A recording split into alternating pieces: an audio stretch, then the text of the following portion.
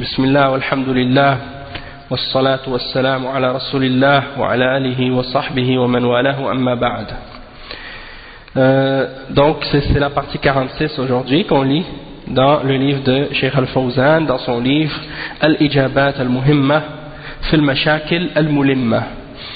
Et jusqu'à maintenant on a lu plusieurs chapitres du livre. On est arrivé maintenant à un nouveau chapitre qui s'intitule التحذير من منهج بعض المخالفين لمعتقد أهل السنة والجماعة, c'est-à-dire la mise en garde envers la méthodologie de certaines personnes qui sont en contradiction avec la croyance de Ahl al-Sunnati wal Jama'a. La mise en garde envers la méthodologie de certaines personnes qui sont en contradiction avec la croyance de Ahl al-Sunnati wal Jama'a. Donc on va commencer donc avec les fatwas qui sont mentionnés dans ce chapitre, et c'est bien entendu le livre en entier est un recueil de fatwas sur le manhaj. Et donc il y a quelques questions sur ce sujet-là. Là, on a expliqué la position dans le chapitre précédent au sujet des groupes et des organisations et des partis. Maintenant, on va lire les questions qui ont été posées au cheikh au sujet de certains individus spécifiques. Et le cheikh Al-Fawzan, il met en garde au sujet de ces individus-là avec leur nom mentionné. Et ce livre-là, c'est très important et c'est très bénéfique. Pourquoi? Parce que beaucoup de personnes prétendent qu'ils suivent les ulama. Et ils disent, nous on retourne aux ulama et on ramène aux ulama. Et ils disent des choses ou ils prétendent des choses, mais quand on regarde leur méthodologie, on voit que leur méthodologie est en contradiction avec la méthodologie de ces ulama. Donc on peut dire par la suite, après avoir lu et entendu ces fatwas-là, toi tu dis que tu suis tel ou tel savant, maintenant tu dis des choses, et le cheikh, lui, on voit que sa méthodologie, elle te contredit. Hein? Donc ça c'est parmi les bienfaits de pouvoir lire et connaître ces fatwas. Naam. Méthodologie, quand on dit le manhaj c'est quelque chose qui englobe. La méthodologie, en arabe on dit manhaj. Quand on le traduit parfois par méthodologie. On le traduit aussi parfois par la voie ou le chemin ou la méthode. Et c'est toutes les différentes significations qu'on peut donner au terme manhaj. Et ça comprend quoi le manhaj? Ça comprend la aqida et ça comprend la façon dont la personne a compris le Coran et la Sunna et la voie qu'elle emprunte ou qu'elle suit ou la méthodologie qu'elle utilise dans le but de comprendre et d'appliquer ces textes-là. D'accord? Donc c'est plus large que la aqida et ça englobe beaucoup de choses, comme certains shuyukh l'ont expliqué. Yarhamukallah. Donc on va lire la première question. السؤال: نحن مجموعة من الطلاب ندرس في المرحلة الأخيرة من الثانوية، ويوجد عندنا مدرس يوصي الطلاب وينصحهم بقراءة كتب سيد قطب، ويذكر أسماءها لهم في الفصول، ثم أخذ يشنع على أحد المشايخ الذين ردوا على سيد قطب، ويذكر اسمه للطلاب في الفصول، ويقول هذا لا هم له إلا سيد قطب، يتتبع زلاته وهو ماذا فعل مع المبتدعة وهم حوله. Ok, donc la question c'est quoi? Il y a une personne qui pose la question au Cheikh Al-Fawzan. Il dit, nous sommes un groupe d'étudiants, et on est dans la dernière partie de notre secondaire, les études secondaires. On a un professeur qui encourage les jeunes et qui conseille aux jeunes élèves de lire les livres de Sayyid Qutb et qui leur mentionne les noms des différents livres de Sayyid Qutb. Puis, il mentionne ça dans les classes. Puis ensuite, il a critiqué un d'entre les savants, parmi les mashayikh, qui ont réfuté Sayyid Qutb, et il a mentionné son nom aux élèves dans les classes, et il leur dit, celui-là, en parlant du cheikh qui réfute Sayyid Qutb, il dit celui-là, il n'a rien d'autre à faire, la seule ambition qu'il a, c'est de réfuter Sayyid Qutb et de suivre ses erreurs. Sinon, qu'est-ce qu'il a fait avec les autres Muqtadi'a qui sont autour de lui? Donc il essaie de glorifier Sayyid Qutb, encourager les jeunes à lire ses livres, et il critique les ulama de l'islam qui mettent en garde et qui réfutent Sayyid Qutb. Qu'est-ce que le Cheikh Al-Fawzan a répondu? Voici ce qu'il a répondu. Al-Jawab: هذا كلام فارغ لا قيمة له. ولماذا لا يوصي الطلاب بقراءة كتب السلف الصالح التي هي أنفع وأحسن وأغرز علما وفائدة؟ لماذا لم يوصي الطلاب بقراءة كتب أهل العلم من الأئمة وأتباعهم وفيها الخير لو كان ناصحا للطلاب؟ أما تخصيصه قراءة كتب فلان فقط فهذا يدل على أنه صاحب هوى. كونك تخصص شخصا من المتأخرين والمعاصرين وتقول لهم اقرأوا كتبه هذا يدل على أنك صاحب هوى مع هذا الشخص.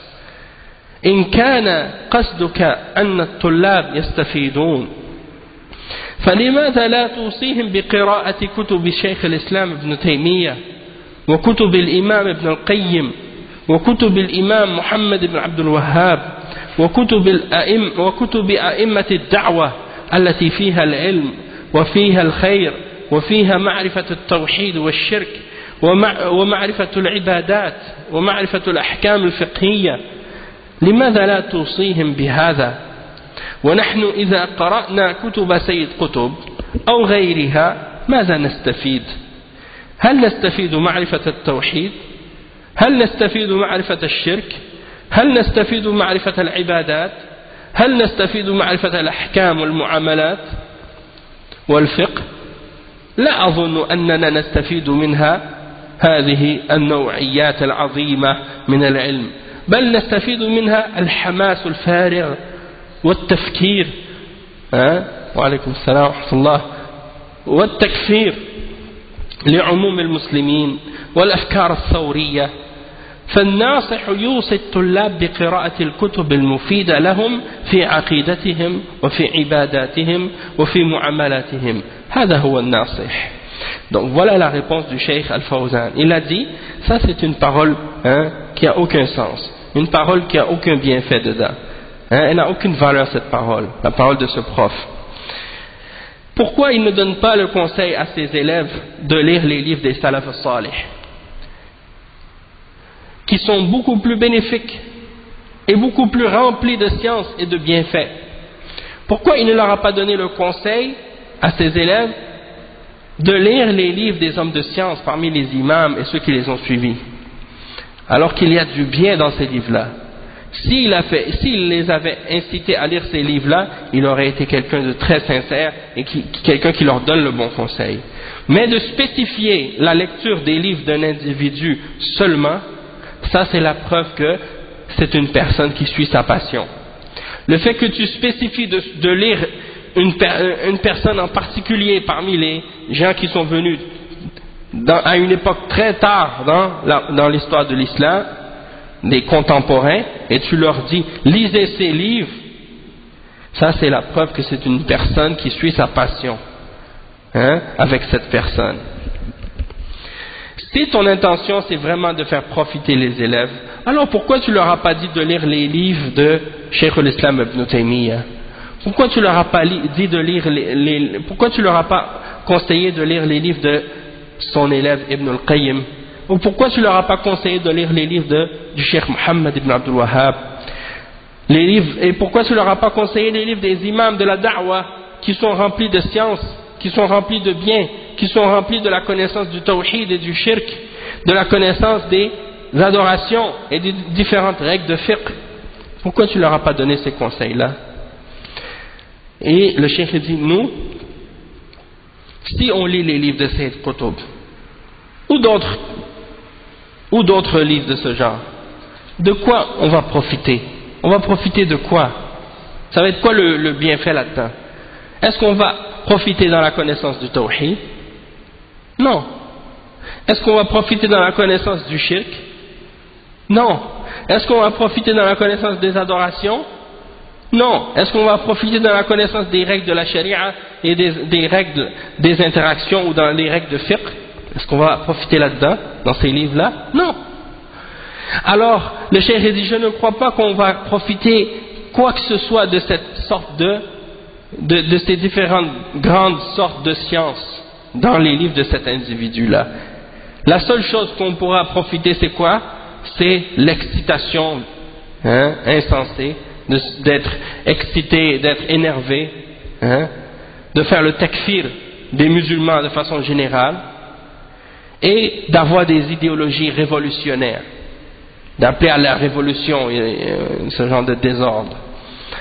Donc, la personne qui est vraiment nasih, qui veut vraiment donner la nasiha, qui est sincère, elle donne à ses élèves le conseil de lire les livres bénéfiques dans leur aqidah et dans leurs adorations et dans leurs interactions. Voilà la personne qui est sincère et qui donne le bon conseil.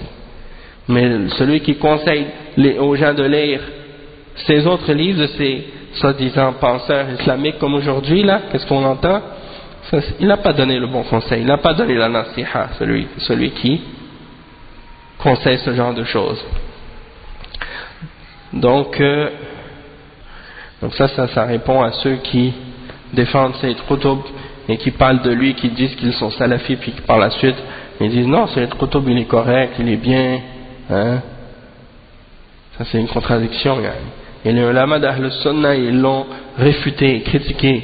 Donc ceux qui disent ah mais c'est Cheikh Rabi', hein, parce que beaucoup de gens ils critiquent Cheikh Rabi', pourquoi? Parce qu'il a écrit des livres sur Sayyid Qutb. Ils disent c'est Cheikh Rabi' qui a critiqué Sayyid Qutb. Premièrement, c'est pas vrai. C'est-à-dire c'est pas seulement Cheikh Rabi' qui a écrit des livres pour réfuter Sayyid Qutb. Il y a des dizaines de shuyukh qui ont réfuté Sayyid Qutb sur plusieurs de ses erreurs. C'est pas seulement Sayyid Qutb, c'est pas seulement Cheikh Rabi'. Hein? Et aujourd'hui, pourquoi ils détestent Cheikh Rabi' de cette façon? C'est que les ulama, les grands ulama, en général, ils n'ont pas le temps de lire ces livres-là. Ils n'ont pas le temps de lire ces livres-là. Donc, ils les laissent. Pendant ce temps-là, les jeunes, eux, ils commencent à lire ces livres-là et les ikhwan, ils les propagent. Les jeunes se font laver le cerveau avec ces livres-là. Qu'est-ce qui arrive par la suite? Quand les gens veulent savoir qu'est-ce qu'il y a le danger dans ces livres-là, ils posent des questions aux ulama. Mais les ulama, ils n'ont pas le temps de lire ces livres-là. Parce que ce n'est pas des livres qui ont du ilm dedans. Alors ils ne peuvent pas mettre en garde contre le livre s'ils n'ont pas des détails et de la connaissance au sujet du contenu des livres. Cheikh Rabi', hafizahullah, c'est un des savants, parmi les savants de l'islam, qui ont, disons, sacrifié de leur temps et de leur énergie pour justement lire ces livres-là, voir les problèmes qu'il y a dedans et avertir la Ummah et mettre en garde la Ummah contre les dangers de ces auteurs-là.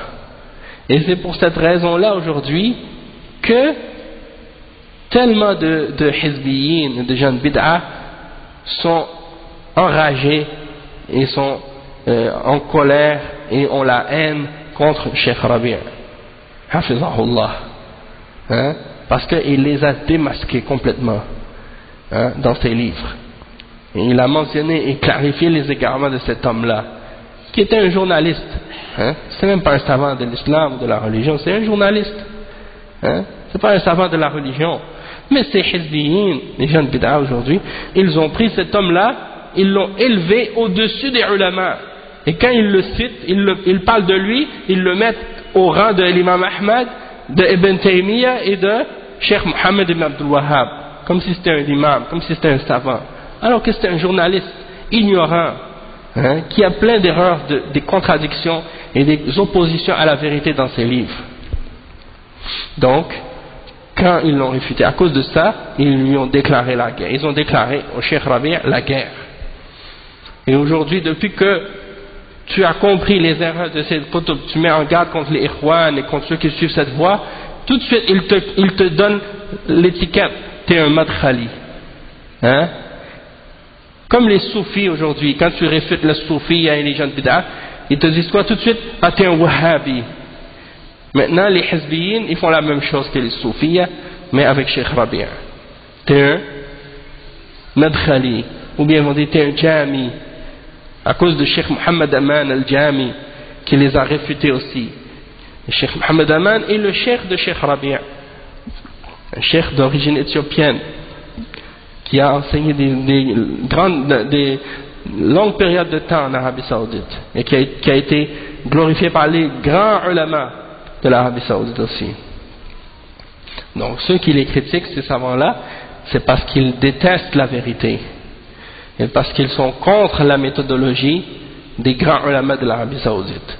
Et ils essaient de faire croire aux gens que le manhaj de Cheikh Rabi' c'est pas le même que le manhaj des autres grands ulama comme Cheikh Ben Baz, Cheikh Ibn Usaymin, Cheikh Al-Albani, et les autres grands savants.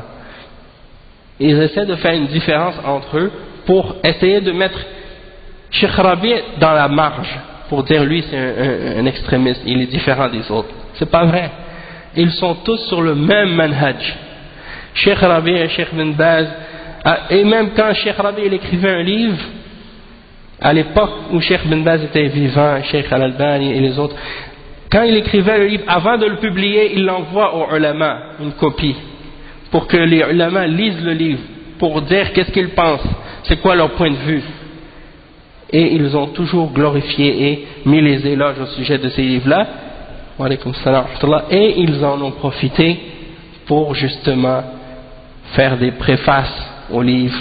Et souvent quand tu vas acheter ces livres-là, justement les livres, maintenant certains livres de Cheikh Rabi', dans l'introduction il y a les éloges ou les préfaces que les ulama ont envoyées au Cheikh Rabi' pour mettre en avant de ce livre-là et pour montrer qu'ils sont d'accord avec le contenu du livre.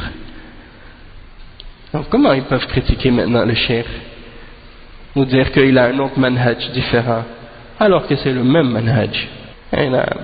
Comme Cheikh Rabi', il a étudié avec combien de savants, des grands imams, des grands savants, et ces savants-là, tu peux les compter par plus que peut-être une vingtaine ou plus encore des grands savants de l'islam qui ont tous mentionné du bien de lui et qui disent de lui que c'est un grand savant de l'islam.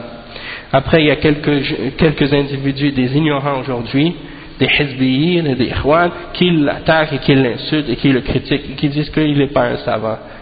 Est-ce que nous on prend compte de qu'est-ce que ces gens-là vont dire, alors que les grands savants ont dit de lui qu'il était un savant? Qu'est-ce que les autres disent de lui? Ça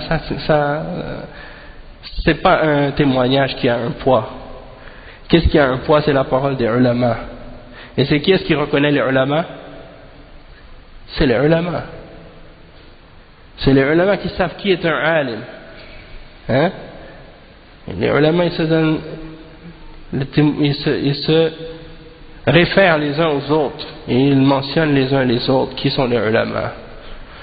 Donc on s'arrête ici, Inch'Allah. Subhanakallah wa bihamdik, ashhadu an la ilaha illa anta astaghfiruka wa atubu ilayk.